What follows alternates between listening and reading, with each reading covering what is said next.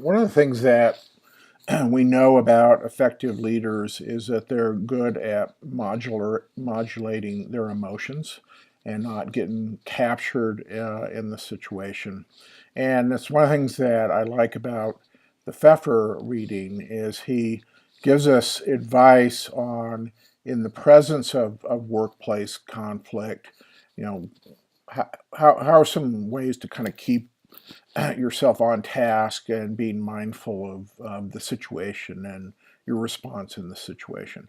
And so he starts with, which I think is absolutely true, that given the division of labor in organizations, we're going to have disagreements with people. The disagreements are going to be rooted in different frames of reference. I think they're inevitable. And also, I think understanding that we have these different frames of reference facilitates us in understanding some of the things that Pfeffer tells us. One of which is don't assume malevolence. That if we start to understand that just people have different experiences, they see things differently. We'll have disagreements, but it's rooted in these different frames of reference, not necessarily malevolence. Is one of the points he makes in the article. Um, and the whole point of the article is how we think about this disagreement and respond uh, are important and how effective we are in organizational decision process, and that's what his various kind of pointers are about in this article. Here's some things I want you to look for. Um, One of them, I think, one of the really important points is, you know, own the decision process. Don't get caught up in the conflict. Don't let the conflict own you. And there is a tendency in the face of disagreement, perhaps let emotions rise to see the person as oppositional.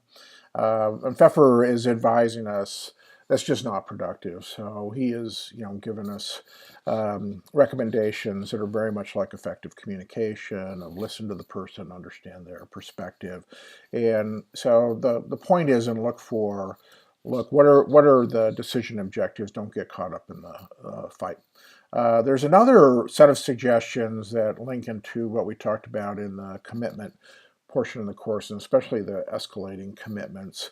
And in the presence of disagreement, it is pretty easy for people as they get defensive to basically make statements that trap them in an escalating commitment cycle without even really, you know, recognizing it. And and especially, when you certainly may feel very right, maybe morally right, and people don't seem to be listening to you. Again, this is all about kind of moderating your emotional response and kind of taking the time to be an effective communicator, effective understander. And ultimately, what he's talking about in this article is mindset things that help us depersonalize the conflict and keep focused on our goals. And one of the major points you'll see in this article, is a very short article, is understand what your goals are, and don't have fights about stuff that doesn't matter to you. And sometimes people definitely do that, especially people who aren't kind of very effective in the participation of organizational decision processes. So I think this is again, this very short piece has considerable meat in it. That it's so short, you got to be real careful to kind of dig in on it. But there's some really good points here, and I think the value of the points is magnified given that the kind of deeper background we bring into this versus just reading it on a blog post. And so think about the kind of connections into other topics in the course. I think you're going to find a lot of them, and that this translates a lot of stuff that we've covered into very common decision situations that you're going to run into. And as a manager, you want your conduct to, be leadership conduct that really makes a difference in the decision process.